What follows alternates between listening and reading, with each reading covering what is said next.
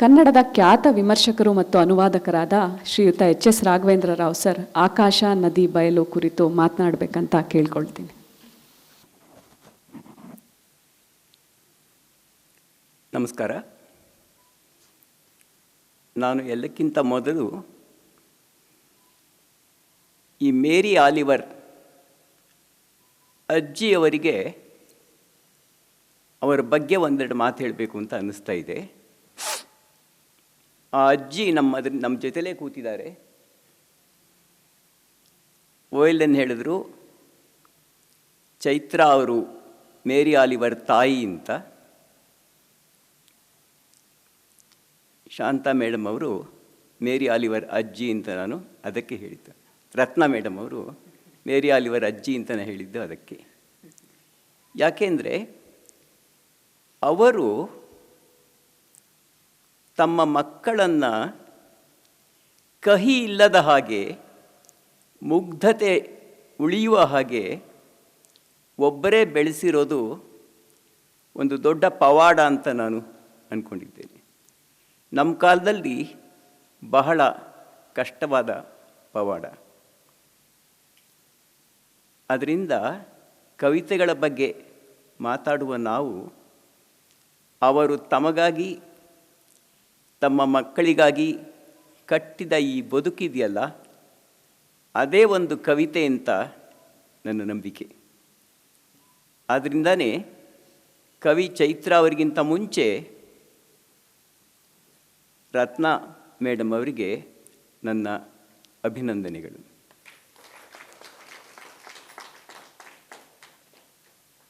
ಆಮೇಲೆ ಸುಮಾರು 43 ವರ್ಷಗಳಿಂದ ನನ್ನ ಗೆಳೆಯರಾದ ಓಯಲ್ಎನ್ ಅವರು ಮಾತಾಡೋದ ಮೇಲೆ ನಾನು ಮಾತಾಡೋದು ಹೆಚ್ಚಿಗೆ ಏನಿರಲ್ಲ.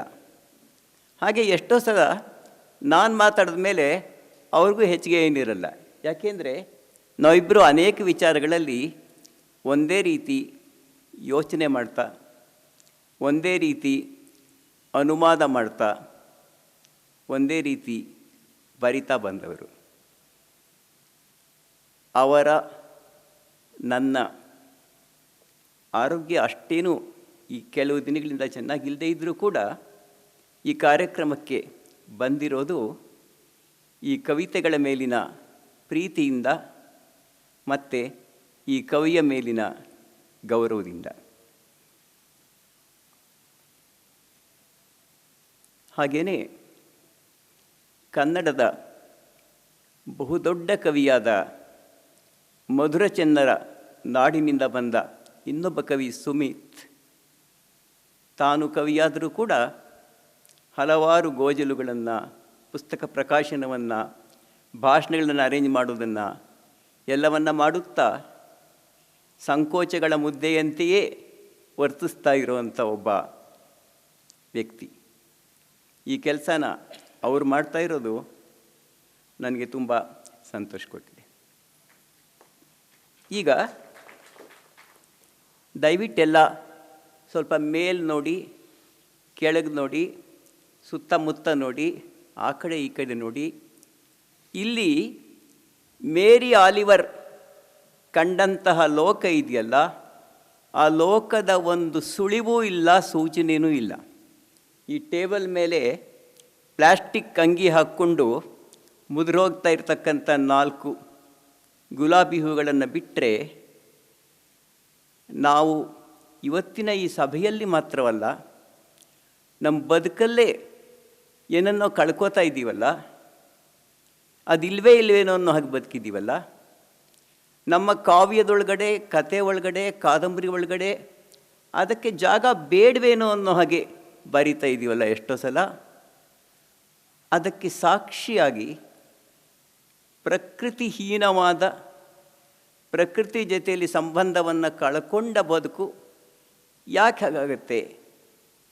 ಅದು ಯಾಕೆ ಅಮಾನುಷ ಆಗುತ್ತೆ, ಇನ್ಹ್ಯೂಮನ್ ಆಗುತ್ತೆ ಅನ್ನೋ ಪ್ರಶ್ನೆಯನ್ನು ನಾವು ಕೇಳ್ಕೊಳ್ಳೋ ಹಾಗೆ ಮಾಡ್ತಾ ಇರತಕ್ಕಂಥ ಈ ಕವಿ ಬಗ್ಗೆ, ಅವರ ಕವಿತೆ ಬಗ್ಗೆ ಕೆಲವು ಮಾತುಗಳನ್ನು ಆಡೋದು ನನಗೆ ಪ್ರೀತಿಯ ವಿಷಯ.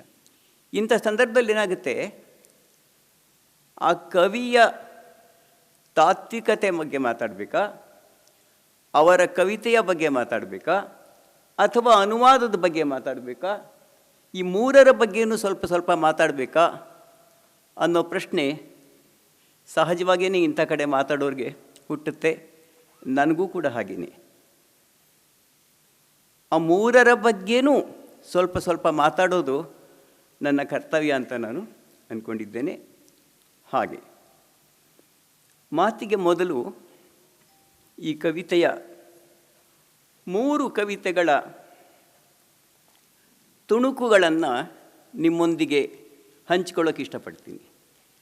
ಅದನ್ನು ಓದೋದ್ರ ಮೂಲಕನೇ ಈ ಕವಿತೆಗಳು, ಈ ಕವಿ ನಮ್ಮ ಕಾಲದ ಯಾವ ಕೊರತೆಗಳನ್ನು ಸರಿಪಡಿಸುತ್ತೆ, ಯಾವ ಕೊರತೆಗಳನ್ನು, ನಾವು ಕೇಳ್ಕೊಳ್ತಿರ್ತಕ್ಕಂಥ ಪ್ರಶ್ನೆಗಳನ್ನು ನಮ್ಮ ಮುಖಕ್ಕೆ ರಾಚೋ ಹಾಗೆ ಕೇಳುತ್ತೆ ಅಂತ ತೋರಿಸುತ್ತೆ. ನನಗೆ ಗೊತ್ತಿದೆ, ಇಲ್ಲಿರೋದು 40-50 ಜನ ಆದರೂ ಕೂಡ ಇಲ್ಲಿರುವರಲ್ಲಿ ಬಹುಪಾಲು ಜನ ಕವಿತೆಗಳನ್ನು, ಗದ್ಯವನ್ನು ಬರಿತಾ ಇರೋರು, ಓದ್ತಾ ಇರೋರು, ಗಂಭೀರವಾಗಿ ಅವುಗಳ ಬಗ್ಗೆ ಚಿಂತನೆ ಮಾಡ್ತಾ ಇರೋರು ಅಂತ. ನನ್ನ ಹೆಸರುಗಳ ಪಟ್ಟಿ ಕೊಡ್ತಾ ಇಲ್ಲ ಅಷ್ಟೇ. ಆದರೆ in terms of quality this audience is much better then a group of 1000 insensitive people. ಅದು ನಾನು ಬಹಳ ಸಂತೋಷದಿಂದ ಇಲ್ಲಿ ಮಾತಾಡೋಕ್ಕೆ ಇಷ್ಟಪಡೋ ಕಾರಣ ಅದೇನೇನೆ. ನಿಮ್ಮಲ್ಲಿ ಪ್ರತಿಯೊಬ್ಬರೂ ಕೂಡ ಏನೋ ಒಂದಷ್ಟನ್ನು, ನಾನು ಹೇಳೋದನ್ನಲ್ಲ, ಏನೋ ಒಂದಷ್ಟನ್ನು ಕೇಳಿಕೊಂಡು ಏನೋ ಒಂದಷ್ಟನ್ನು ಬದಲಾಯಿಸ್ಕೊಂಡು ಬೆಳೆಯೋದಕ್ಕೆ ಅವಕಾಶ ಆಗುತ್ತೆ ಅಂತ. ಪ್ರತಿಯೊಂದು ಅನುವಾದ ಕೂಡ ಅನುವಾದ ಮಾಡ್ತಾ ಇರೋ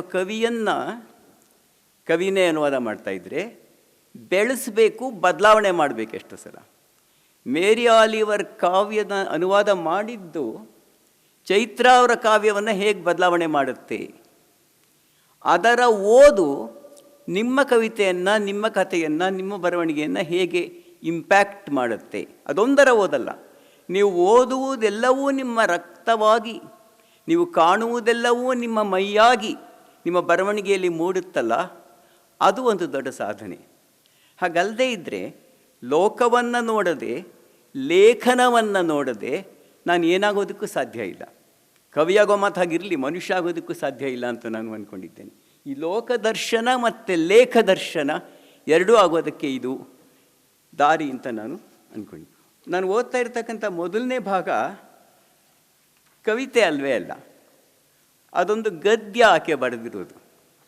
ಗೆಳೆಯ ಓಯೆಲನವರು ಮೇರಿ ಆಲಿವರ್ನ, ಚೈತ್ರ ಅವರ ಮೂಲಕ ತನಗೆ ಪರಿಚಯವಾದ ಮೇರಿ ಆಲಿವರ್ನ ಎಷ್ಟೊಂದು ಹಚ್ಕೊಂಡ್ರು ಅಂತಂದರೆ, ಅವರ ನೀಲಿಬಯಲು ಪುಸ್ತಕದ ಹಲವಾರು ಅಧ್ಯಾಯಗಳನ್ನು ಅನುವಾದ ಮಾಡಿ ಗೊರ್ವರ್ ಅವರ ಸಂಗಾತ ಪತ್ರಿಕೆಯಲ್ಲಿ ಸರಣಿಯಾಗಿ ಪ್ರಕಟಿಸ್ತಾ ಹೋದರು.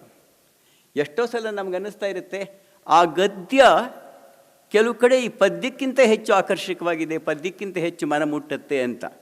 ಹಾಗಾಗಿ ಅವರು ಒಂದು ರೀತಿ ಅದರಲ್ಲಿ ಮಿಂದವರು, ಮುಳುಗಿದವರು, ಇವರಿಬ್ಬರೂ ಕೂಡ ಹಾಗೆ ಅಂತ ನಾನು ಅಂದ್ಕೊಂಡಿದ್ದೇನೆ. ಇರಲಿ, ಮಕ್ಕಳಿಗೆ ಎಲ್ಲವನ್ನೂ ಕಲಿಸಬೇಕು, ಮಕ್ಕಳಿಗೆ ಎಲ್ಲವನ್ನೂ ಕಲಿಸಬೇಕು. ನಮ್ಮದೇನಿದೆ ಈಗ, ಮಕ್ಕಳು ಮುಖ್ಯ ತಾನೇ. ಅವ್ರಿಗೆ ಡೈಸಿ ತಿಳಿ ನೀಲಿ ಹೂಗಳ ತೋರಿಸಿ, ಅವರಿಗೆ ಡೈಸಿ ತೋರಿಸಿ, ತಿಳಿ ನೀಲಿ ಹೂಗಳ ತೋರಿಸಿ, ಕವಳೆ ಹಣ್ಣು ಕಾರೆ ಹಣ್ಣುಗಳ ರುಚಿಯನ್ನು ತೋರಿಸಿ, ಅತ್ತಿ ಹಣ್ಣು ತಾಟಿಲುಂಗು ಹಣ್ಣು ಸುವರ್ಣಗೆಡ್ಡೆ ಎಲ್ಲದರ ರುಚಿ ಹತ್ತಿಸಿ. ಅನುವಾದ ಗಮನಿಸಿ, ಮೇರಿ ಆಲಿವರ್ ರಾಜ್ಯದಲ್ಲಿ ತಾಟಿನುಂಗು, ಸುವರ್ಣಗಡ್ಡೆ, ಅತ್ತಿ ಹಣ್ಣು ಯಾವುದೂ ಇರಲ್ಲ. ಅವಳು ಹೇಳಿರೋ ಹೆಸರುಗಳು ಬೇರೆ ಯಾವುದೋ. ಒಂದು ಕಲ್ಚರ್ನಿಂದ ಇನ್ನೊಂದು ಕಲ್ಚರ್ಗೆ ಅನುವಾದ ಹೇಗೆ ಶಿಫ್ಟ್ ಆಗಬೇಕು ಅನ್ನೋದಕ್ಕೆ ಇದೊಂದು ಸಾಕ್ಷಿ ಅಷ್ಟೇ. ಅವರಿಗೆ ಡೈಸಿ ತಿಳಿ ನೀವುಗಳ ತೋರಿಸಿ, ಕವಳೆ ಹಣ್ಣು ಕಾರೆ ಹಣ್ಣುಗಳ ರುಚಿ ತೋರಿಸಿ, ಅತ್ತಿ ಹಣ್ಣು ತಾಟಿಲಿಂಗ್ ಹಣ್ಣು ಸುವರ್ಣಗೆಡ್ಡೆ ಎಲ್ಲದರ ರುಚಿ ಹತ್ತಿಸಿ. ಶಾಲೆಗೆ ಹೋಗಬೇಕಾದ್ರೆ ಜೇಬ್ನಲ್ಲಿ ಪೆಪ್ಪರ್ಮೆಂಟ್ ಹಾಕಿ ಕಳಿಸಿ, ಬೈಲು ಕಾಡು ಹೊಲ ಗದ್ದೆ ಸುತ್ತಾಡಿಸಿ ಮಕ್ಕಳು ಮುಖ್ಯ ತಾನೇ. ಲಾಭ ಗಳಿಕೆ ಪಾಳೆಗಾರಿಕೆಯಿಂದ ದೂರ ಇರೋ ಪ್ರಪಂಚ ಕೊಡಿ ಮಕ್ಕಳಿಗೆ. ಲಾಭಗಾರಿಕೆ ಪಾಳೆಗಾರಿಕೆಯಿಂದ ದೂರ ಇರೋ ಪ್ರಪಂಚ ಕೊಡಿ ನಮ್ಮ ಮಕ್ಕಳಿಗೆ. ತೊರೆಯಲ್ಲಿ ನಿಲ್ಲಿಸಿ, ತೊರೆಗೆ ಇದಿರಾಗಿ ನಡೆಯಲು ಬಿಡಿ. ಮಕ್ಕಳು ಹಸಿರು ಹರವು, ಎಲೆ, ಕಡ್ಡಿ, ಸುಂದರ ಹೂ, ಅರಳು, ಆ ನಿಶ್ಶಬ್ದ ಬದುಕು, ಇದೆಲ್ಲವನ್ನು ಪ್ರೀತಿಸುವುದನ್ನು ಕಂಡು ಖುಷಿಪಡಿ. ಭಕ್ತಿ ಪ್ರಾರ್ಥನೆಯ ಮುನ್ನುಡಿ. ಮಕ್ಕಳಿಗೆ ಎಲ್ಲವನ್ನೂ ಕಲಿಸ್ಬೇಕು. ನಮ್ಮದೇನಿದೆ ಈಗ, ಮಕ್ಕಳು ಮುಖ್ಯ ತಾನೇ. ಇನ್ನೊಂದು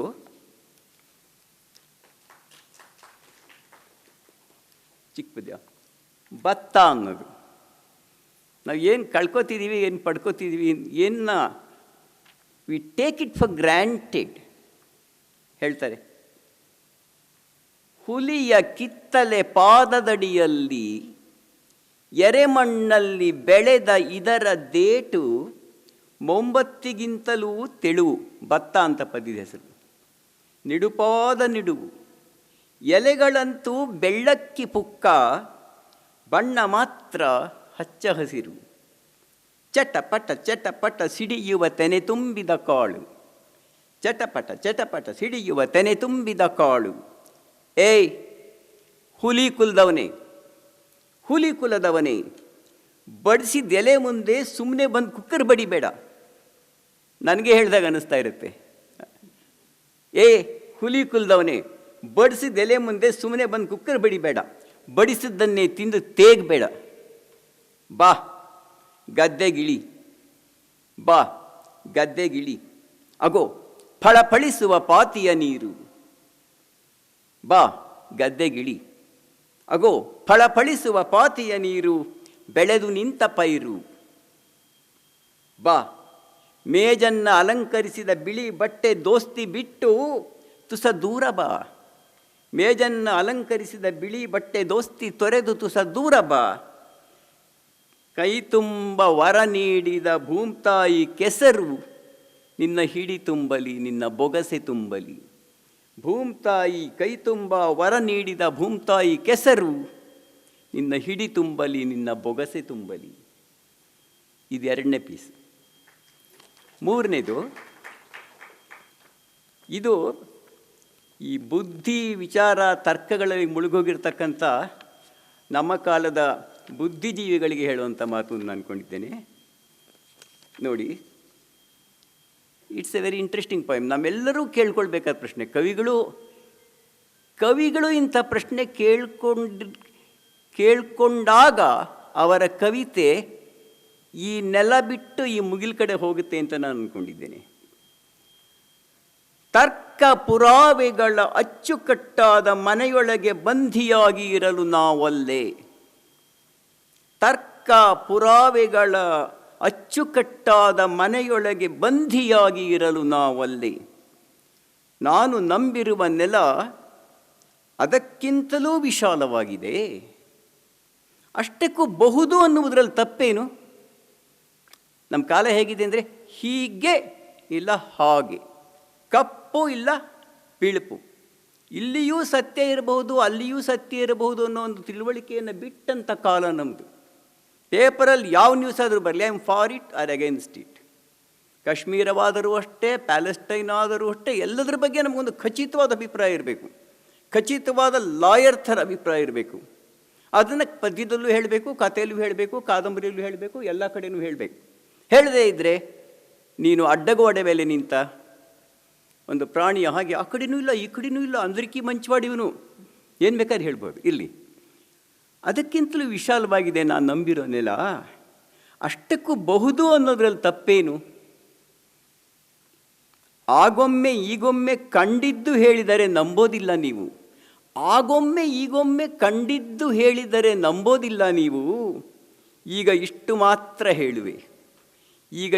ಮಾತ್ರ ಹೇಳುವೆ, ನಿಮ್ಮ ತಲೆಗಳಲ್ಲಿ ದೇವತೆಗಳಿದ್ದರೆ ಮಾತ್ರ ನೀವು ದೇವತೆಯ ಕಾಣಬಲ್ಲಿರಿ.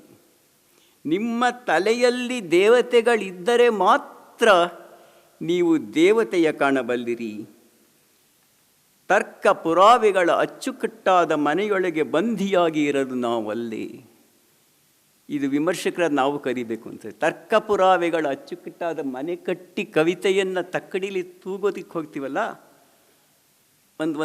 ಒಂದು ವಾರ್ನಿಂಗ್ ಥರ ಇದೆ ಇದು. ಅಪ್ಪ, ಬಹುದು ಅನ್ನೋದ್ರಲ್ಲಿ ಏನು ತಪ್ಪಿಲ್ಲ, ನಾ ಇರೋ ಲೋಕ ನನ್ನ ನಂಬಿಕೆಗಿಂತ ವಿಶಾಲವಾಗಿ ಇರಬಹುದಲ್ಲ ಅನ್ನೋ ಮಾತಿದೆಯಲ್ಲ. ಈ 3 ಪದ್ಯದ ತುಣುಕುಗಳು ನನ್ನ ಪ್ರಕಾರ ನಮ್ಮ ಕಾಲದ ಮನುಷ್ಯರ ಅವಶ್ಯಕತೆಗಳನ್ನು ಹೇಳುತ್ತೆ, ನಮ್ಮ ಕಾಲದ ಸಾಹಿತ್ಯದ ಅವಶ್ಯಕತೆಗಳನ್ನು ಹೇಳುತ್ತೆ. ನೋಡ್ತಾ ಬನ್ನಿ, ನವೋದಯ ಅಥವಾ ಪಂಪನಿಂದ ಶುರು ಮಾಡಿ ಇಂದಿನವರೆಗಿನ ಕಾವ್ಯ ಯಾವುದನ್ನು ಯಾಕೆ ಹೊರಗಡೆ ಇಡುತ್ತೆ, ಯಾಕೆ ಒಳಗಡೆ ಬಿಟ್ಕೊಳ್ಳುತ್ತೆ? ಇದು ಕವಿಗಳಾದವರು ಕೇಳ್ಕೊಳ್ಬೇಕಾದ ಪ್ರಶ್ನೆ, ನಾವು ಕೇಳ್ಕೊಳ್ಬೇಕಾದ ಪ್ರಶ್ನೆ. ಕಾವ್ಯ ಯಾವುದಕ್ಕೂ ಬಹಿಷ್ಕಾರ ಹಾಕಬಾರದು ಅನ್ನೋ ಒಂದು ಸಿಚುಯೇಷನ್ ವಾಸ್ತವ ಇದ್ದಾಗ ಯಾಕೆ ಕಾವ್ಯ ಈಗಿನ ಕಾಲದಲ್ಲಿ ಪ್ರೇಮ ಕವಿತೆ ಬರೆಯೋದಾ, ಈಗಿನ ಕಾಲದಲ್ಲಿ ಪ್ರಕೃತಿ ಕವಿತೆ ಬರೆಯೋದಾ ಅನ್ನೋ ಪ್ರಶ್ನೆಗಳು ಒತ್ತಾಯಗಳು ಹೇರಿಕೆಗಳಾಗಿ ತಲೆ ಮೇಲೆ ಕೂತ್ಬಿಟ್ರೆ ಏನು ಮಾಡೋದು? ಆ ಕಳೆದು ಹೋಗೋದು ಏನು ಗೊತ್ತಾ? ಕಳೆದು ಹೋಗೋದು ಈಗ ನೀವು ಬರೆಯಬಹುದಾದ ಕವಿತೆ ಮಾತ್ರವಲ್ಲ, ನೀವು ಓದುವ ಹಿಂದಿನ ಕಾಲದ ಕವಿತೆಗಳನ್ನು ಕೂಡ ನೀವು ಸೆನ್ಸಾರ್ ಮಾಡ್ತಾ ಹೋಗ್ತೀರ. ಯಾರನ್ನ ನೀವು ಓದ್ತೀರಾ, ಯಾಕೆ ಓದ್ತೀರಾ, ಹೇಗೆ ಓದ್ತೀರಾ ಅನ್ನೋದು ನೀವು ತೀರ್ಮಾನ ಮಾಡಬೇಕಾದ ಸಂಗತಿಯೇ ಹೊರತು ಒಂದು ಕಾಲದ ಸಾಮಾಜಿಕ ಸಂಗತಿಗಳು ಮಾತ್ರವಲ್ಲ. ಸಾಮಾಜಿಕ ಸಂಗತಿಗಳು ಅಲ್ವೇ ಅಲ್ಲ ಅಂತ ನಾನು ಹೇಳ್ತಾ ಇಲ್ಲ. ನೀವು ಅನ್ನೋದೇ ಸಾಮಾಜಿಕ ಸಂಗತಿಗಳ, ವೈಯಕ್ತಿಕ ಸಂಗತಿಗಳ ಮೊತ್ತ. ಅದು ಯಾರೂ ಕೂಡ ಟೋಟಲಿ ಪರ್ಸ್ನಲ್ ಅಂದರೆ totally social also. Personal is political ಅಂತ ಒಂದು ಮಾತು ಹೇಳ್ತಾರಲ್ಲ ಫೆಮಿನಿಸ್ಟು, ಆ ಮಾತು ನಿಜ ಅನಿಸುತ್ತೆ. Personal is political and social, but there is something like personal also as A dimension. ಇದೇನು? ಮೇರಿ ಆಲಿವರ್ ಈ ಪ್ರಶ್ನೆಯನ್ನು ಕೇಳಿಕೊಂಡ್ರು ಅಂತ ಕಾಣುತ್ತೆ. ಈ ರೀತಿಯ ಕವಿತೆಯನ್ನು ಓದಬಹುದು, ಓದಿ ಇಷ್ಟಪಡಬಹುದು, ಇಷ್ಟಪಟ್ಟಿದ್ದನ್ನು ಕನ್ನಡದಲ್ಲಿ ಹೇಳಬಹುದು ಅಂತ ಅಂದ್ಕೊಂಡಿದ್ದರಿಂದ ಚೈತ್ರ ಅವರು ಅಭಿನಂದನೆಗೆ ಪಾತ್ರರು ಅಂತ ನಾನು ಅಂದ್ಕೊಂಡಿದ್ದೇನೆ. ಯಾವುದು ನಿರ್ಲಕ್ಷಿತವಾದ ಒಂದು ದ್ವೀಪ ಇದೆ, ನಿರ್ಲಕ್ಷಿತವಾದ ಒಂದು ಲೋಕ ಇದೆ, ಅಪ್ಪ ಇದನ್ನು ನೋಡಿ. All poetry need not be a revolutionary, and of course this kind of poetry could also be revolutionary in its own way. ಅದು ಹೇಗೆ ಅನ್ನೋ ಪ್ರಶ್ನೆಯನ್ನು ಅವ್ರು ಕೇಳ್ಕೊಳ್ತಾರೆ, ಮೇರಿ ಆಲಿವರ್ ಕೂಡ ಕೇಳ್ಕೊಳ್ತಾರೆ. ಇದು ಕೊನೆಗೂ ಅಮೆರಿಕ ಅಂತಹ ಒಂದು ದೇಶದಲ್ಲಿ ಅಲ್ಲಿರಬಹುದಾದಂತಹ ನಾವು ಅಮೆರಿಕಾದ ಬಗ್ಗೆ ಮಾತಾಡುವ ಟೀಕೆ ಟಿಪ್ಪಣಿಗಳಿಗೂ ಅಮೆರಿಕಾದಲ್ಲಿ ಮನುಷ್ಯರು ವೈಯಕ್ತಿಕವಾಗಿ ಬದುಕ್ತಾ ಇರೋ ಬಗ್ಗೆ ನಾವು ಯೋಚನೆ ಮಾಡಬೇಕಾದ ರೀತಿಗೆ ಒಂದು ವ್ಯತ್ಯಾಸನೇ ಇಲ್ಲ ಅಂತ ಅಂದ್ಕೊಂಡ್ಬಿಟ್ರೆ ಅಮೇರಿಕಾದ ಕ್ಯಾಪಿಟಲಿಸಮ್ ಅಲ್ಲಿರೋ ಎಲ್ಲ ಮನುಷ್ಯರಿಗೂ ಅನ್ವಯ ಆಗುತ್ತೆ. ಇಂಡಿಯಾ ದೇಶದ ಫಂಡಮೆಂಟಲಿಸಮ್ ಮತ್ತಾವುದೋ ಒಂದು ನಮ್ಮ ದೇಶದಲ್ಲಿರೋ ಎಲ್ಲರಿಗೂ ಅಪ್ಲೈ ಆಗುತ್ತೆ ಅನ್ನೋದು ಎಷ್ಟು ಹುಂಬತನದ ತೀರ್ಮಾನವೋ ಹಾಗೆಯೇ ಅಮೆರಿಕಾದ ಸಾಹಿತ್ಯದಲ್ಲೂ ಕೂಡ ಅಲ್ಲಿನ ಬದುಕಿನ ಕ್ರಮದ ವಿರುದ್ಧವಾದ ಪ್ರತಿಭಟನೆ, ಒಂಟಿತನ, ಪ್ರಕೃತಿ ಪ್ರೇಮ ಮುಂತಾದ ಪರಂಪರೆ ಇದೆಯಲ್ಲ, ಕವಿಗಳ ಪರಂಪರೆ ಇದೆಯಲ್ಲ, ಆ ಪರಂಪರೆಯನ್ನು ಈ ಮೇರಿ ಆಲಿವರ್ ತನ್ನದೇ ಆದ ರೀತಿಯಲ್ಲಿ ಒಳಗೊಳ್ಳೋಕೆ ಪ್ರಯತ್ನ ಪಟ್ಟಿತು ಅಂತ ಅಂದ್ಕೊಂಡಿದ್ದೀನಿ. ನಾವೆಲ್ಲ ಚಿಕ್ಕ ವಯಸ್ಸಲ್ಲೇ ನಾನಾಗಲಿ ವೈಲಿನಾಗಲಿ ನಮ್ಮ ಕಾಲದ ಅನೇಕರಾಗಲಿ ವಾಲ್ಟ್ ವಿಟ್ಮನ್ ಕವಿಯ ಲೀವ್ಸ್ ಆಫ್ ಗ್ರಾಸ್ ಅನ್ನೋ ಒಂದು ಪುಸ್ತಕ ಇದೆ. ಅದನ್ನು ಬಹಳ ಹಿಂದೆಯೇ ನಂಬಿ ಅಥವಾ ಬಿಡಿ ಗೋಪಾಲಕೃಷ್ಣ ಅಡಿಗರು ಹುಲ್ಲಿನ ದಳಗಳು ಅನ್ನೋ ಹೆಸರಲ್ಲಿ ಅನುವಾದ ಮಾಡ್ತಾರೆ. ಅದೇ ಥರ ಅಲ್ಲೊಬ್ಬ ಒಂಟಿ ಗಾಂಧಿ ಥರದ ಮನುಷ್ಯ ಥೋರೋ ಅಂತ ಇದ್ದ. ಆ ಥೋರೋ ಅನ್ನೋನು ವಾಲ್ಡನ್ ಅಂತ ಒಂದು ಪುಸ್ತಕ ಬರೆದಿದ್ದಾನೆ. ಈ ನಾಗರಿಕ ಜೀವನದ ಎಲ್ಲ ಅವಶ್ಯಕತೆಗಳನ್ನು ಬಿಟ್ಟು ನನ್ನ ಪಾಡಿ ನಾನು ಒಂಟಿಯಾಗಿರ್ತೀನಿ, ಯಾವುದ್ರ ಮೇಲೂ ಡಿಪೆಂಡ್ ಆಗದೆ ಬದುಕ್ತೀನಿ ಅಂತ ವಾಲ್ಡನ್ ಒಂದು ಜಾಗದಲ್ಲಿ ಒಂದು ಇಟ್ಕೊಂಡು ಅದ್ಮೇಲೆ ಒಂದು ಪುಸ್ತಕ ಬರೆದ. ಇದು ಕೂಡ ಕನ್ನಡಕ್ಕೆ ಅನುವಾದ ಆಗಿದೆ. ಥೋರೋ ಇರಬಹುದು, ವಾಲ್ಟ್ ವಿಟ್ಮನ್ ಇರಬಹುದು, ಹಾಗೆಯೇ ರಾಲ್ಫ್ ವಾಲ್ಡೋ ಎಮರ್ಸನ್ ಇರಬಹುದು. ಈ ಒಂದು ಪರಂಪರೆಯ ಉತ್ತರಾಧಿಕಾರಿಯಾಗಿ ನನಗೆ ಈ ಮೇರಿ ಆಲಿವರ್ ಕಾಣಿಸ್ತಾಳೆ. ಅದು ಮೇರಿ ಆಲಿವರ್ ಒಳಗೊಂಡ ಒಂದು ಪರಂಪರೆಯ ಒಂದು ಭಾಗ. ಹಾಗೆಯೇ ಅಲ್ಲಿನ ಕವಯತ್ರಿಯರ ಲೇಖಕಿಯರ ಒಂದು ಪರಂಪರೆ ಇದೆ. ಒಂದೇ ಥರದ ಕವಿಗಳಲ್ಲ ಅವರು. ಅದು ಎಮಿಲಿ ಡಿಕನ್ಸನ್ ಇರ್ಬೋದು. ಸ್ವಾಮಿಯವರು ಹೇಳಿದಾಗೆ ಡಿಕನ್ಸನ್ ಕವಿತೆಗಳನ್ನ ಅನುವಾದ ಮಾಡೋ ಕೆಲಸ ಈಗಾಗಲೇ ಇದಕ್ಕಿಂತ ಪ್ರಾಯಶಃ ಮುಂಚೆನೇ ಚೈತ್ರ ಅವರು ಶುರು ಮಾಡಿದ್ದಾರೆ. ಆ ಕೆಲವು ಅನುವಾದಗಳನ್ನ ನೋಡಿದ್ದೀನಿ. ಅದು ಮುಂದುವರಿಸ್ತಾರೆ ಅಂತ ನಾನು ಅಂದ್ಕೊಂಡಿದ್ದೀನಿ. Because even more challenging point, even more significant point ಇರಲಿ. ಎಮಿಲಿ ಡಿಕನ್ಸನ್, ಮಾಯಾ ಏಂಜಲೋ, ಈಗ ತಾನೇ ಅದನ್ನ ಅನುವಾದ ಮಾಡಿದಂಥ M.R. ಕಮಲಾ ಅವರು ಇಲ್ಲಿದ್ದರು ಸ್ವಲ್ಪ ಹೊತ್ತಿಗೆ ಮುಂಚೆ ಕೂಡ. ಆಕೆ ಕೂಡ ಎಷ್ಟೋ ವರ್ಷಗಳಿಂದ ಅನುವಾದದ ಕೆಲಸ ಮಾಡಿಕೊಂಡು ಬಂದಿರೋರು. ಸಿಲ್ವಿಯಾ ಪ್ಲಾತ್, ಆ್ಯನ್ ಸೆಕ್ಸ್ಟನ್, ಈ ಥರ ಹಲವು ಹೆಸರುಗಳು ಹೇಳ್ತಾ ಹೋಗ್ಬೋದು. ಆದರೆ ಈ ಕವಿ ಪರಂಪರೆಯ ಜೊತೆಯಲ್ಲಿ ಮೇರಿ ಆಲಿವರ್ಗೆ ಸಹಮತ ಇದೆ, ಭಿನ್ನಮತ ಇದೆ, ಎರಡೂ ಇದೆ. ಅವರು ಸಿಲ್ವಿಯಾ ಪ್ಲಾತ್, ಆ್ಯನ್ ಸೆಕ್ಸ್ಟನ್ ಇಂಥವರ ಕವಿತೆ ಬಗ್ಗೆ ಹೇಳ್ತಾರೆ, ಈ ರೀತಿಯ ಕನ್ಫೆಷನಲ್ ಪೊಯಿಟ್ರಿ ಬರೆಯೋದಿದೆಯಲ್ಲ, ನನ್ನ ಸ್ವಂತದ ವೈಯಕ್ತಿಕವಾದ ತಲ್ಲಣಗಳ, ತವಕಗಳ, ಹಿಂಸೆಗಳ ಬಗ್ಗೆನೇ ಬರೆಯೋದಿದೆಯಲ್ಲ, ಅದು ನಾನು ಒಪ್ಪಲ್ಲ ಅಂತಾರೆ. ನಾನು ಹಿಂಗೆ ಬರೆಯಲ್ಲ. ನಾನು ಸಂತೋಷದ ಬಗ್ಗೆ ಬರಿತೀನಿ, ಪ್ರೀತಿ ಬಗ್ಗೆ ಬರಿತೀನಿ, ಪ್ರಕೃತಿ ಬಗ್ಗೆ ಬರಿತೀನಿ, ಇದ್ರ ಬಗ್ಗೆ ನಾನು ಬರೆಯಲ್ಲ. ಫೆಮಿನಿಸ್ಟ್ ಅಂತೀರಲ್ಲ, ಫೆಮಿನಿಸ್ಟ್ ಒಂದು ತಾತ್ವಿಕತೆಯ ಮೂಲಕ ಹುಟ್ಕೊಳ್ಳುತ್ತಲ್ಲ, ಆ ಫೆಮಿನಿಸ್ಟ್ ಐಡಿಯಾಲಜಿಗೆ ಅನುಗುಣವಾಗಿ ನಾನು ಬರಿಬೇಕಾ? ಬರೆಯಲ್ಲ. ಅದಕ್ಕೇ ಎಷ್ಟೋ ಜನ ಫೆಮಿನಿಸ್ಟ್ ಚಿಂತಕರು ಮೇಲಿಯವರ ಕವಿತೆಯನ್ನು ಅಷ್ಟಾಗಿ ಮೆಚ್ಕೊಂಡಿಲ್ಲ. ವಿಮರ್ಶೆಯ ಕಡೆ ನೀವು ಹೋಗಿ ನೋಡಿದಾಗ ಎಷ್ಟೋ ಜನ ಆಕೆ ಇವರ ಕವಿತೆಯಲ್ಲಿ, ಅವರು ಈ ಕವಿತೆಯಲ್ಲಿ ಕೆಲವು ಕುಂದು ಕೊರತೆಗಳನ್ನು, ಅರೆಕೊರೆಗಳನ್ನು ಕಾಣ್ತಾರೆ ಆ ಕವಿತೆಯ ತಾತ್ವಿಕತೆಯಲ್ಲಿ. ಅಂಥ ಕವಿತೆಯ ಆದರೆ ಅವರು ಕೇಳ್ಕೊಳ್ದೇ ಇರ್ಬೋದಾದ ಪ್ರಶ್ನೆ ಏನು ಅಂತಂದರೆ, ಹೇಳ್ತಾರೆ ಸಿಲ್ವಿಯಾ ಪ್ಲಾತ್, ಆ್ಯನ್ ಸೆಕ್ಸ್ಟನ್ ಇವರೆಲ್ಲನೂ ಈ ರೀತಿ ಬರೆಯೋದಕ್ಕೆ ಪ್ರಯತ್ನ ಪಟ್ಟರು. ತಮ್ಮ ನೋವುಗಳನ್ನೆಲ್ಲ ಹೇಳ್ಕೊಂಡು ಏನಾಯಿತು? ಯಶಸ್ವಿ ಆಯಿತೋ? ಅವ್ರ ಬದುಕು ಯಶಸ್ವಿ ಆಯಿತಾ? ಬರಹ ಯಶಸ್ವಿ ಆಯಿತಾ? ಆಯ್ತಾ ಇಲ್ವಾ ಅನ್ನೋದನ್ನು ಸಿಲ್ವಿಯಾ ಪ್ಲಾತು ಓದ್ಬಿಟ್ಟು, ಆ್ಯನ್ ಸೆಕ್ಸ್ಟನ್ನು ಓದ್ಬಿಟ್ಟು, ಮೇರಿ ಆಲಿವರು ಓದ್ಬಿಟ್ಟು ನೀವು ತೀರ್ಮಾನ ಮಾಡಬೇಕು. ನಾನು ಜಡ್ಜ್ಮೆಂಟ್ ಕೊಡೋದಲ್ಲ, ಮೇರಿ ಆಲಿವರ್ ಜಡ್ಜ್ಮೆಂಟ್ ಕೊಡೋದು ಅಲ್ಲ. ಆದರೆ ಬದುಕಿನಲ್ಲಿ ಎಷ್ಟು ಸರಿಯಾಗಿ ಹೇಳಿದರು, ಸಂತೋಷ ಪಡೋದು ನಮ್ಮ ಹಕ್ಕು ಅನ್ನೋದಾದರೆ, ಮೇರಿ ಆಲಿವರ್ ಏನು ಮಾಡಿದ್ರು? ದುಃಖದಿಂದ ಸಂತೋಷದ ಕಡೆ ಚಲಿಸೋದು ಹೇಗೆ ಅನ್ನೋ ಪ್ರಶ್ನೆ ಕೇಳ್ಕೊಂಡು ಹುಡುಕೊಂಡು ಉತ್ತರ ಕಂಡುಕೊಂಡ್ರು ಅಂತ ಅಂದ್ಕೊಂಡಿದ್ದೀನಿ ನಾನು. ಅದು ಬೇಂದ್ರೆಯವರು ಹೇಳಿದಾಗೆ, ಪಟ್ಟ ಪಾಡೆಲ್ಲವೂ ಹುಟ್ಟು ಹಾಡಾಗುತ್ತ ಹೊಸದಾಗಿ ರಸವಾಗಿ ಹರಿಯುತ್ತೀರೆ ಅಂತಾರೆ ಬೇಂದ್ರೆ. ಪಟ್ಟ ಪಾಡು ಹುಟ್ಟು ಹಾಡಾಗೋದು ಹೇಗೆ? ಇದು ಕವಿ ಕೇಳ್ಕೊಳ್ಬೇಕಾದ ಪ್ರಶ್ನೆ, ಪ್ರತಿಯೊಬ್ಬ ಮನುಷ್ಯನೂ ಕೇಳ್ಕೊಳ್ಬೇಕಾದ ಪ್ರಶ್ನೆ. ಪಾಡಿಲ್ಲ ಅಂತಲ್ಲ, ಪಾಡಿದೆ. ಪಾಡು ಹಾಡಾದಾಗ ಏನಾಗುತ್ತೆ? ಆ ಪಾಡು ಹಾಡುಗಳ ನಡುವಿನ ಸಂಬಂಧ ಏನು ಅನ್ನೋ ಪ್ರಶ್ನೆಯನ್ನು ನಾವೆಲ್ಲನೂ ಕೇಳ್ಕೊಳ್ಬೇಕಾದ ಪ್ರಶ್ನೆ ಅಂತ ಕಾಣುತ್ತೆ. ಮೇರಿ ಆಲಿವರ್ ಇಂಥ ಪ್ರಶ್ನೆಯನ್ನು ಕೇಳಿಕೊಂಡು ಉತ್ತರವನ್ನು ಕಂಡುಕೊಂಡಿದ್ದು ಪ್ರಕೃತಿಯಲ್ಲಿ, ಪ್ರಾಣಿಲೋಕದಲ್ಲಿ, ಕಾಡಿನಲ್ಲಿ ಅಂತ ಅನ್ನೋದು ನನಗೆ ತುಂಬ ಕುತೂಹಲಕಾರಿಯಾದ ಸಂಗತಿ. ಏಕೆಂದರೆ ಕಾಡು ಪಾಡು ಅಳಿಯೋದು ಗಂಡಸರ ಹಕ್ಕು ಅಂದ್ಕೊಂಡಿದ್ದ ಕಾಲದಲ್ಲಿ, ಈಗ ಬದುಕಿದ್ರೆ 90 ವರ್ಷ ಆಗ್ತಾ ಇದ್ದ ಈ ಮೇರಿ ಆಲಿವರ್ ಮೇಡಮ್ ಒಬ್ಬೊಬ್ಬಳೆ ಕಾಡಲ್ಲಿ ಅಲ್ದಿದ್ದೆ ತಿರುಗಿದ್ದು, ಕರಡಿ ಬಂದರು ಕರಡಿ ಮೇಲೆ ಪದ್ಯ ಬರೀತಾರೆ ಅವರು, ರಕ್ಕೂನ್ ಮೇಲೆ ಬರೀತಾರೆ, ಹಮಿಂಗ್ ಬರ್ಡ್ ಮೇಲೆ ಬರೀತಾರೆ. ನಾವೆಲ್ಲ ನೋಡ್ತಿರ್ತೀವಿ, ಅವ್ರು ಕಂಡಿರ್ತಾರೆ. ಕಾಣೋದು ಮಾತ್ರ ಅಲ್ಲ, ಕಾಣಿಸ್ತಾ ಇರ್ತಾರೆ. ಒಂಟಿಯಾಗಿ ಕೆಲಸ ಮಾಡ್ತಾ ಇರ್ತಾರೆ.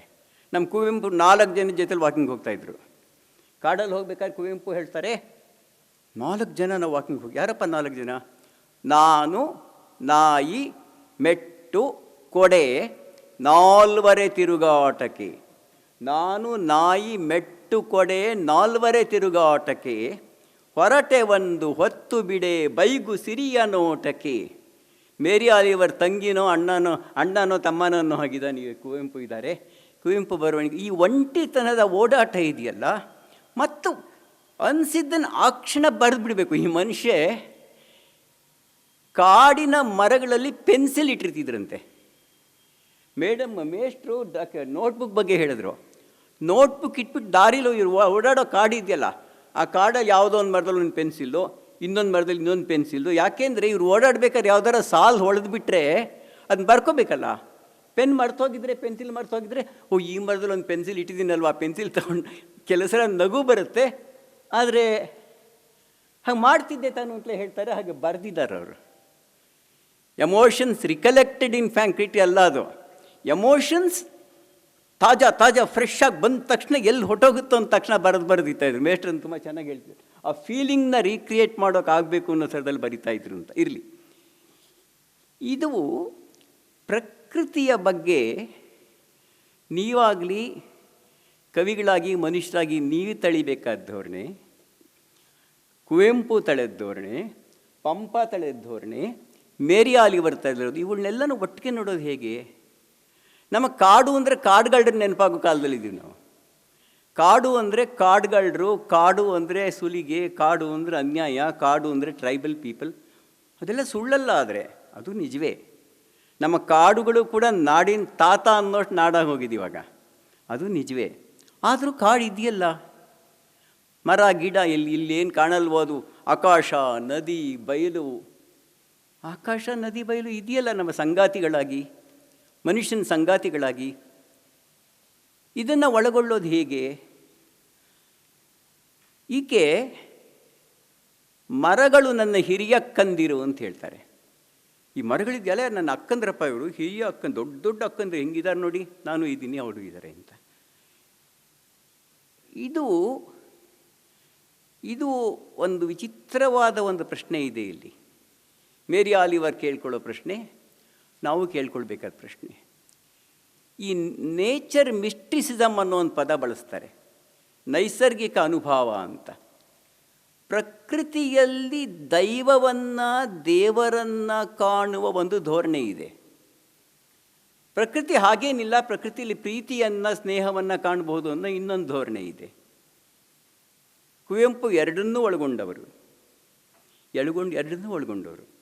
ಪ್ರಕೃತಿ ಆರಾಧನೆಯ ಪರಮನಾರಾಧನೆ ಅಂತ ಬರೀತಾರವರು.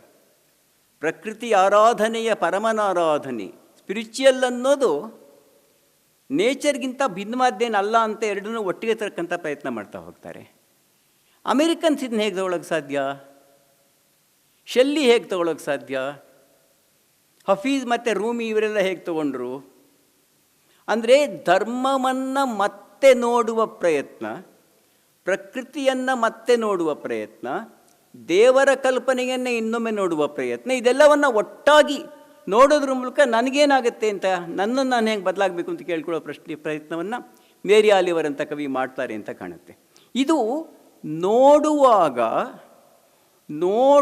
ನಾನು, ನೋಡ್ತಾ ಇರೋ ಅದು ಬೇರೆ ಬೇರೆ ಅಂದ್ಕೊಂಡು ನೋಡೋದೊಂದಿದೆ.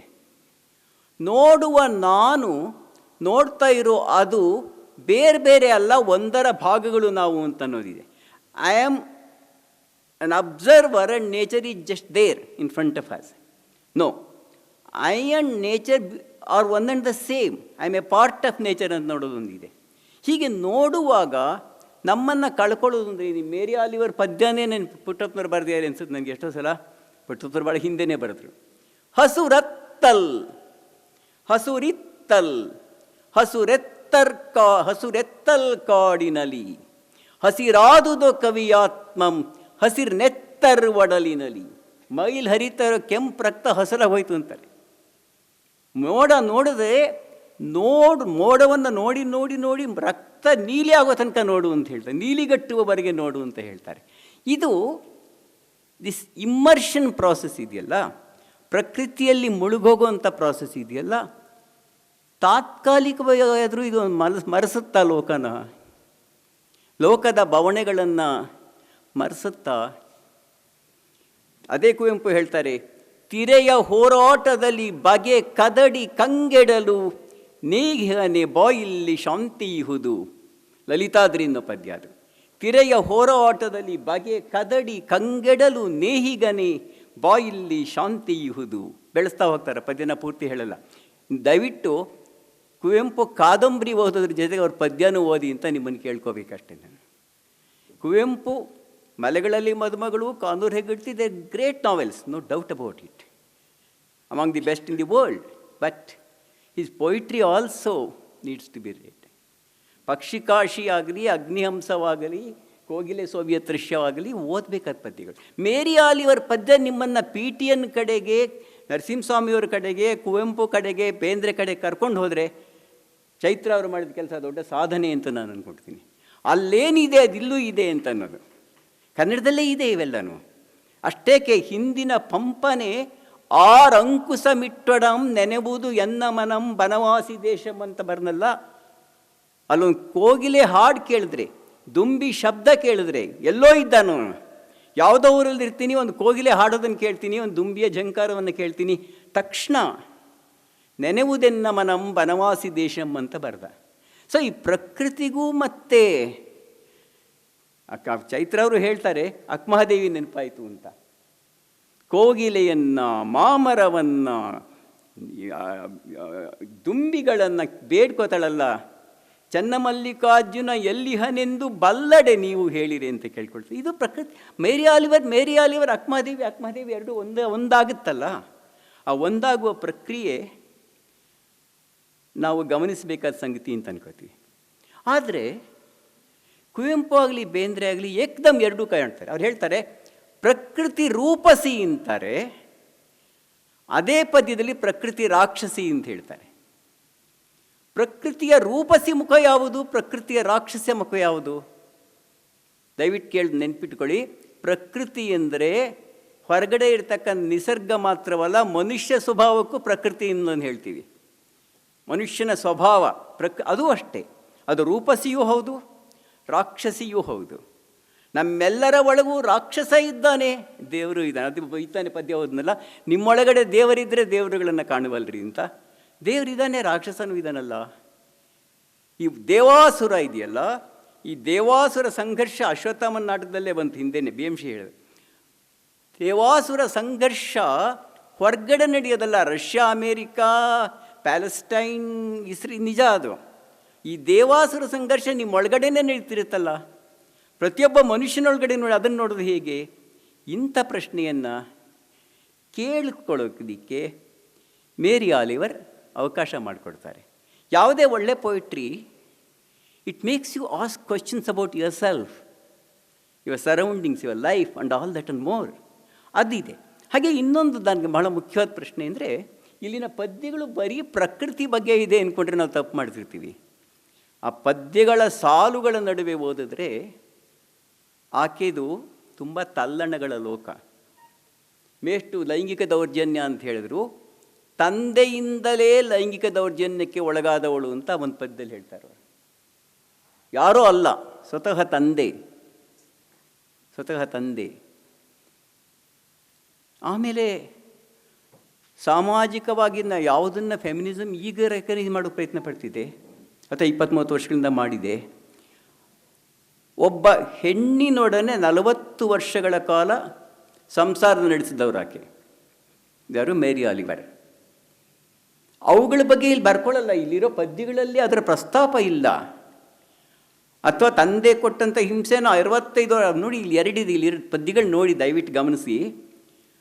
ಇವರು ಅನುವಾದ ಮಾಡಿರೋ ಪದ್ಯಗಳಲ್ಲಿ ಲೆಕ್ಕ ಹಾಕಿದೆ ನಾನು, 3/4 ಪದ್ಯಗಳು ಆಕೆಗೆ 60-65 ವರ್ಷ ಆದಮೇಲೆ ಬರೆದ ಮುಪ್ಪಿನ ಪದ್ಯಗಳು. ಚಿಕ್ಕ ವಯಸ್ಸಲ್ಲಿ ಬರೆದ ಪದ್ಯಗಳ ಸಂಖ್ಯೆ ಇಲ್ಲಿ ಕಡಿಮೆ ಇದೆ. ಆದರೆ ಚಿಕ್ಕ ವಯಸ್ಸಲ್ಲಾಗಲಿ ವಯಸ್ಸಾದ ಮೇಲೆ ಆಗಲಿ ಆಕೆ ತನ್ನ ತಲ್ಲಣಗಳ ಬಗ್ಗೆ, ಲೋಕದ ತಲ್ಲಣಗಳ ಬಗ್ಗೆ ಬರೆದದ್ದು ಬಹಳ ಕಡಿಮೆ ಅಂತ ಅಂದ್ಕೊಂಡಿದ್ದೀನಿ ನಾನು. ಆಕೆ ಹಂಗಾರೆ ಏನು? ಪ್ರಕೃತಿ ಎನ್ನುವುದು ಬದುಕಿನ ತಲ್ಲಣಗಳಿಗೆ ಪರಿಹಾರವೇ ಅಥವಾ ಪಲಾಯನವೇ? It's a very interesting question that we should ask. ಪ್ರಕೃತಿ ಅನ್ನೋದು ಬದುಕಿನ ಅನೇಕ ಸಮಸ್ಯೆಗಳಿಗೆ ತೊಂದರೆ, ಬದುಕು ಅಂದರೆ ನನ್ನ ಸ್ವಂತದ್ದು ಮಾತ್ರ ಅಲ್ಲ, ಸಮಾಜದ್ದು, ಲೋಕ, ಇದೆಲ್ಲದರಿಂದ ತಪ್ಪಿಸ್ಕೊಳ್ಳೋ ದಾರಿನ ಅಥವಾ ಸಲ್ಯೂಷನ್ನ? ಆ ಸಲ್ಯೂಷನ್ ಏನೋದ ಟೆಂಪರರಿನ ಪರ್ಮನೆಂಟಾ? Can nature give us permanent solution for all these things? ಹಾಗಲ್ಲ ಅನ್ನೋದಾದರೆ ಸಮಾಜ ಜೀವನವನ್ನು ಒಳಗೊಂಡ ಪೊಯಿಟ್ರಿ, ಪ್ರಕೃತಿಯನ್ನೂ ಒಳಗೊಂಡ ಪೊಯಿಟ್ರಿ ಹೇಗಿರುತ್ತೆ? ಒಬ್ಬ ದೊಡ್ಡ ಲೇಖಕ ಟಾಲ್ಸ್ಟಾಯ್ ಇರ್ಬೋದು, ದಸ್ತವಸ್ಕಿ ಇರ್ಬೋದು, ಎರಡನ್ನೂ ಒಳಗೊಳ್ಳುತ್ತಲ್ಲ. ಪ್ರಕೃತಿಯನ್ನು ಮತ್ತು ಸಮಾಜವನ್ನು ಮತ್ತು ಮನುಷ್ಯ ರಾಕ್ಷಸನ, ಮನುಷ್ಯ ದೇವತೆಯ ಒಳಗೊಳ್ಳುವಂಥ ಪವಿತ್ರಿ ಹೇಗಿರುತ್ತೆ? ಈ ಪ್ರಶ್ನೆಗಳು ಕೂಡ ಇದನ್ನು ಓದ್ತಾ ಬರುತ್ತೆ. ಈಕೆ ಬೆಳಕಿನ ಕಿಡಿಗಳು ಅಂತ ಒಂದು ಪದ್ಯ ಇದೆ, ದಯವಿಟ್ಟು ಫ್ಲೇಯರ್ಸ್ ಅಂತ, ತುಂಬ ಮುಖ್ಯವಾದ ಪದ್ಯ ಅವ್ರದ್ದು ಅಂತ. ತಂದೆ ತಾಯಿ ಬಗ್ಗೆ ಮಾತಾಡ್ತಾನೋ, ಆಯಿತು 4 ಮುತ್ತು ಕೊಡ್ತೀನಿ ತಾಯಿ ತಂದೆಗೆ, ಆಲ್ಮೋಸ್ಟ್ ಕಾಟಾಚಾರ್ಯಕ್ಕೆ ಬಿಸಾಕ್ದಂಗೆ ಬರೀತಾಳೆ ಪದ್ಯನ. ಏನೋ ಬಹಳ ಪ್ರೀತಿಯಿಂದ ಏನಲ್ಲ, ಮಾಡಬೇಕು ಮಾಡ್ತಿದ್ದೀನಿ ಅಷ್ಟೇ ಅನ್ನೋ ಥರದ್ದು. ಯಾಕೆ? ಆ ತಂದೆ ತಾಯಿ ಕೊಟ್ಟ ಬದುಕೆ ಎಂಥದ್ದು? ಅವ್ರ ಬಯೋಡೇಟಾ ನೋಡಿ 2-3 ಕಡೆ ಡಿಗ್ರಿ ಮಾಡೋ ಪ್ರಯತ್ನ ಮಾಡಿ ಯಾವ ಡಿಗ್ರಿನೂ ಮುಗಿಸ್ಲಿಲ್ಲ ಅಂತ. ಆಮೇಲೆ ಟೀಚ್ ಮಾಡಿದ್ರು ಆ ಮಾತು ಬೇರೆ ಇರಲಿ. ಹೀಗೆ ತಂದೆ ತಾಯಿ, ಗೆಳತಿ, ಓದು, ಕೆಲಸ, ಬಡತನ ಎಲ್ಲದಕ್ಕೂ ಎರಡೇ ಮದ್ದವ್ರ ಪ್ರಕಾರ. ಒಂದು ಪ್ರಕೃತಿ, ಇನ್ನೊಂದು ಕವಿತೆ. ಪೊಯಿಟ್ರಿ ಆ್ಯಂಡ್ ನೇಚರ್ ಎರಡನ್ನ ಕಾವ್ಯಕ್ಕೆ ಒಂದು ಥೆರಪಿಟಿಕಲ್ ವ್ಯಾಲ್ಯೂ ಇದೆ ಅಂತ ಹೇಳ್ತಾರೆ, ಚಿಕಿತ್ಸೆಯ ಗುಣ. ಓದ್ತಾ ಓದ್ತಾ ಓದ್ತಾ ಏನನ್ನ ಕ್ಯೂರ್ ಮಾಡುತ್ತಲ್ಲ, ನಮ್ಮ ಓದೋರನ್ನ ಕ್ಯೂರ್ ಮಾಡೋದಿರಲಿ, ಬರೆದಿದ್ರೆ ಕವಿನೇ ಅದು ಕ್ಯೂರ್ ಮಾಡುತ್ತೆ ಅಂತ ಅನ್ನೋದು. It's a therapeutic, it has a therapeutic value for the poet her self.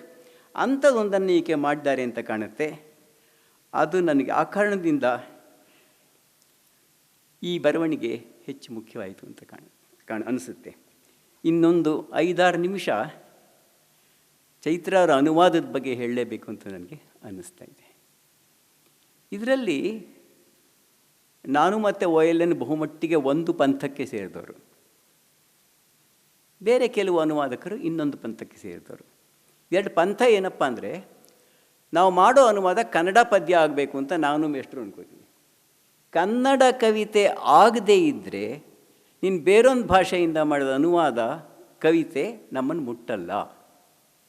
ನೀವು ಬೇಕು ಅಂತಂದರೆ ಅಡಿಗರ ಕಾವ್ಯ ಜಗತ್ತು ಅಂತ ಒಂದು ಪುಸ್ತಕ ಬಂತು ಬಹಳ ಹಿಂದೆ, ಕಥಾ ಜಗತ್ತು ಕಾವ್ಯ ಜಗತ್ತು ಅಂತ ಬಂತು. ಅದರಲ್ಲಿ ಅಡಿಗರು ಅನೇಕ ಪದ್ಯಗಳನ್ನ ಅನುವಾದ ಮಾಡಿದ್ರು. ನೊಬೆಲ್ ಪ್ರಶಸ್ತಿ ವಿಜೇತರಾದ ಕವಿಗಳ ಪದ್ಯಗಳ ಅನುವಾದ ಆಯಿತು. ಹಾಗೆಯೇ ರಾಮಚಂದ್ರ ಶರ್ಮಾ ಅವರು ಈ ಶತಮಾನದ 100 ಕವಿತೆಗಳು ಅಂತ ಒಂದು ಪುಸ್ತಕ ತಂದರು. ಅವರೇನು ಹೇಳಿದ್ರು, ಇಲ್ಲಿ 100 ಬೇರೆ ಬೇರೆ ಕವಿಗಳ ಕವಿತೆಗಳನ್ನು ನಾನು ಅನುವಾದ ಮಾಡ್ತಿದ್ದೀನಿ, ಆದರೆ ಆ ಪ್ರತಿಯೊಂದು ಅನುವಾದನೂ ಕೂಡ ನಾನೇ ಈ ಪದ್ಯ ಬರೆದಿರು ಹೆಂಗಿರುತ್ತೋ ಹಾಗೇ ಇದೆ ಅಷ್ಟೇ ಅಂತ. ರಾಮಚಂದ್ರ ಶರ್ಮರ 100 ಕವಿತೆಗಳು ಅನ್ನೋದಕ್ಕೂ ಈ ಶತಮಾನದ 100 ಇಂಗ್ಲೀಷ್ ಕವಿತೆಗಳು ವ್ಯತ್ಯಾಸವೇ ಇಲ್ಲ ಅನ್ನೋಂಗಾಗ್ಬಿಟ್ರೆ ಏನು ಮಾಡೋದು? ಹಾಗಾದಾಗ ಮೂಲವನ್ನು ಕನ್ನಡಕ್ಕೆ ತಂದಾಗ ಮೂಲದ ಫ್ಲೇವರ್ ಇರಬೇಕು, ಮೂಲವನ್ನು ಕಳ್ಕೋಬಾರ್ದು, ಆದರೆ ಕನ್ನಡನ ಬಿಡಬಾರ್ದು. ಈ ಒಂದು ಬ್ಯಾಲೆನ್ಸಿಂಗ್ ಆ್ಯಕ್ಟ್ ಇದೆಯಲ್ಲ, ಅದು ಕನ್ನಡ ಕವಿತೆ ಆಗದಿದ್ರೆ ಯಾರೂ ಓದಲ್ಲ ಸ್ವಾಮಿ. ನಾನು ಆಗ್ತಾನೆ ಹುಲ್ಲಿನ ದಳಗಳು ಹೇಳಿದ್ನಲ್ಲ ಅಡಿಗರದು, ಇಂಗ್ಲೀಷ್ನಲ್ಲಿ ವಾಲ್ಟ್ ವಿಟ್ಮನ್ ಓದಿದ್ರೆ ಎಷ್ಟು ಚೆನ್ನಾಗಿತ್ತಪ್ಪ, ಇಂಗ್ಲೀಷಲ್ಲೇ ಓದಬೇಕಲ್ಲ, ಓದ್ಬೋದಲ್ಲ ಅಂತ ಅನಿಸುತ್ತೆ ಹೊರತು ಅನುವಾದ ಯಾಕೆ ಅನಿಸುತ್ತೆ ಹಾಗೆ? ಅಡಿಗರು ಕನ್ನಡದ ಶ್ರೇಷ್ಠ ಕವಿ ಇರ್ಬೋದು, ಇವತ್ತಿನ ಕಾಲದಲ್ಲಿ ಅದನ್ನು ಕ್ವಶನ್ ಮಾಡ್ತಾ ಇದ್ದೀವಿ, ಆ ಮಾತು ಬೇರೆ. ಆದರೆ ಅಡಿಗರು ಮಾಡಿದ ವಿಟ್ಮನ್ ಅನುವಾದ ಅಥವಾ ಅಡಿಗರ ಕವಿತೆನೂ ಆಗಲಿಲ್ಲ, ವಿಟ್ಮನ್ ಕವಿತೆನೂ ಆಗಲಿಲ್ಲ, ಎಲ್ಲೋ ಮಧ್ಯ ಫಾಲಿಂಗ್ ಬಿಟ್ವೀನ್ ದ ಸ್ಟೂಲ್ಸ್ ಅಂತ ಹೇಳ್ತಾರೆ ಇಂಗ್ಲೀಷಲ್ಲಿ. ಹಾಗಾಯಿತು. ಚೈತ್ರ ಅವರು ಆರಿಸ್ಕೊಂಡಿರೋ ದಾರಿ ಅದು ಕನ್ನಡ ಕವಿತೆ ಆಗಬೇಕು ಅಂತ ಅನ್ನೋದು ಅಂದ್ಕೊಂಡಿದ್ದೀನಿ ನಾನು ಮಾಡುವ ಅನುವಾದ ಕನ್ನಡ ಕವಿತೆ ಆಗಬೇಕು ಅಂದರೆ ಚೈತ್ರ ಅವರು ಸ್ವಂತ ಕವಿತೆ ಥರ ಇರಬೇಕಾದು ಅಲ್ಲ.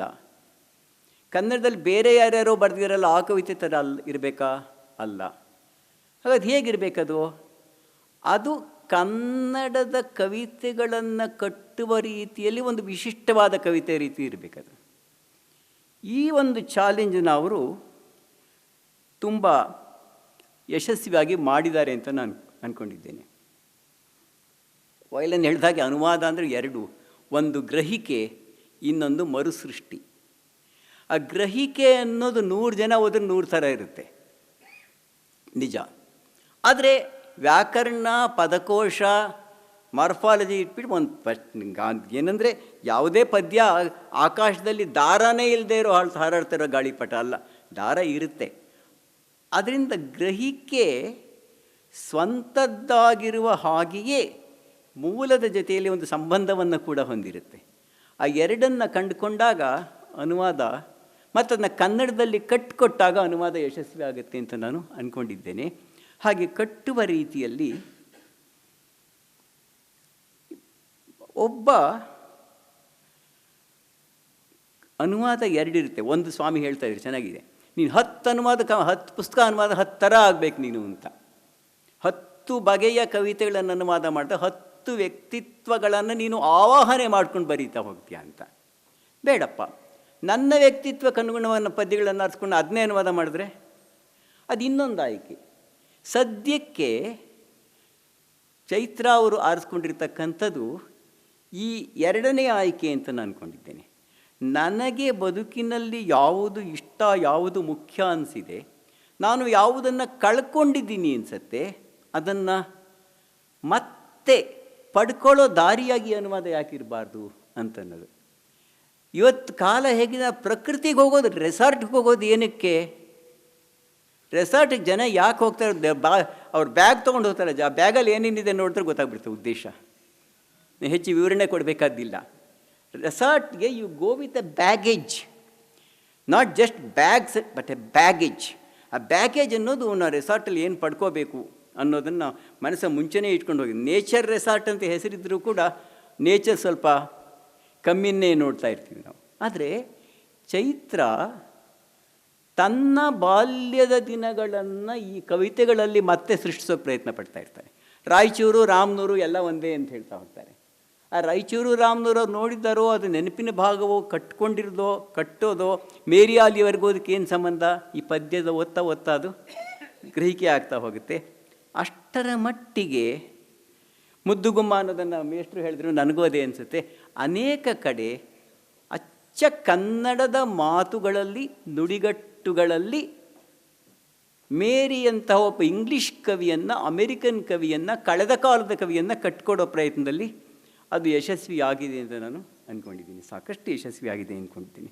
ಈಗ ಒಂದು ಪದ್ಯದ ಒಂದು ಭಾಗ ಓದ್ಬಿಟ್ಟು ನನ್ನ ಮಾತುಗಳನ್ನು ಮುಗಿಸ್ತೀನಿ.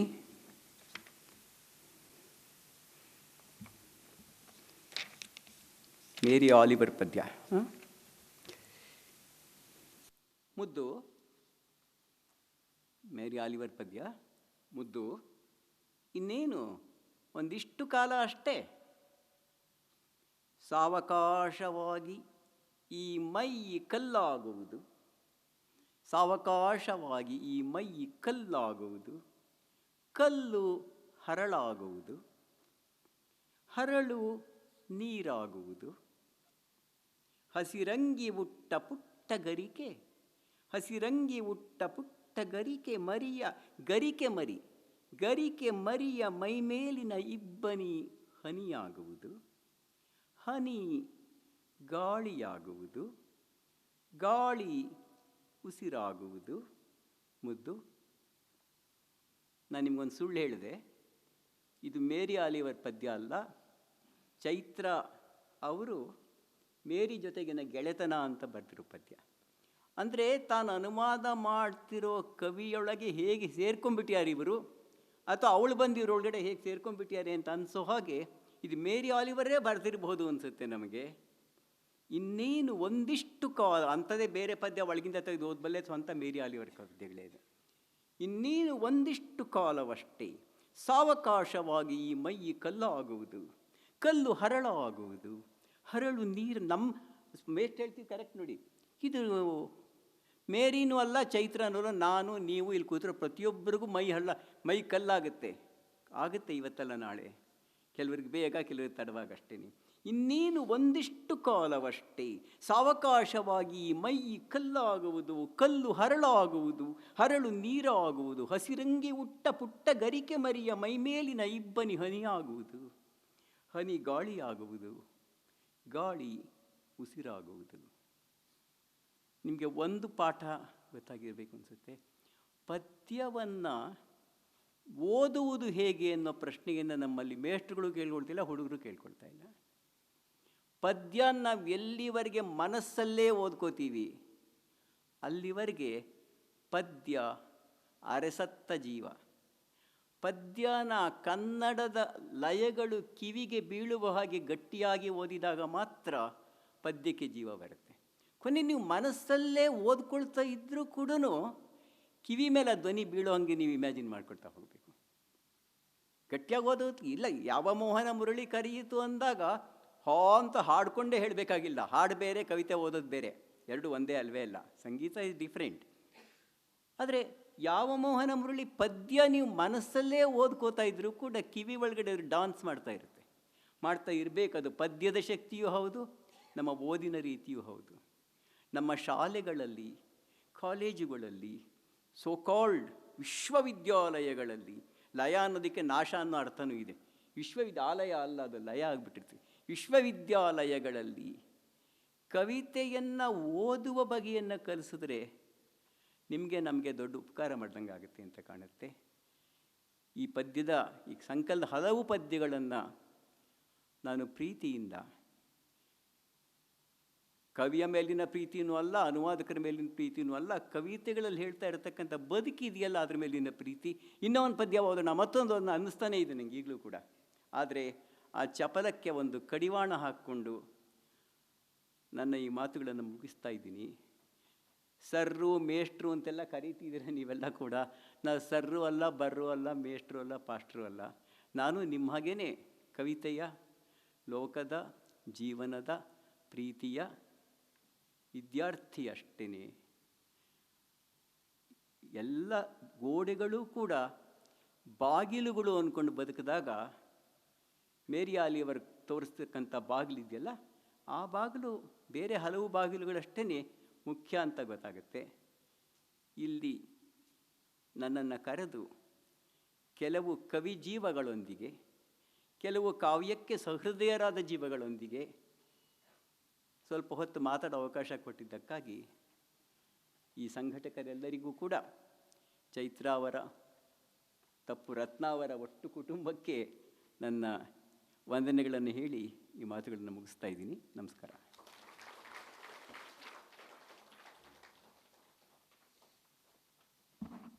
ಮೇರಿ ಆಲಿವರ್ ಯಾರೋ ದೂರದವಳಲ್ಲ, ಅವಳು ನಮ್ಮ ಕುವೆಂಪು, ಬೇಂದ್ರೆ, ಅಕ್ಕ ಮಹಾದೇವಿ ಅವರಷ್ಟೇ ಆಪ್ತಳಾಗಬಲ್ಲಳು ಅಂತ ತಿಳಿಸ್ಕೊಟ್ರು. ಮತ್ತು ಈ ಕಾಲಘಟ್ಟಕ್ಕೆ ಮೇರಿಯ ಕಾವ್ಯ ಕನ್ನಡಕ್ಕೆ ಬಂದಿದ್ದು ಎಷ್ಟು ಮುಖ್ಯ ಅನ್ನೋದನ್ನು ತುಂಬ ಆಕರ್ಷಕವಾಗಿ ತಿಳಿಸ್ಕೊಟ್ಟಿದ್ದೀರಾ ಸರ್. ಧನ್ಯವಾದಗಳು.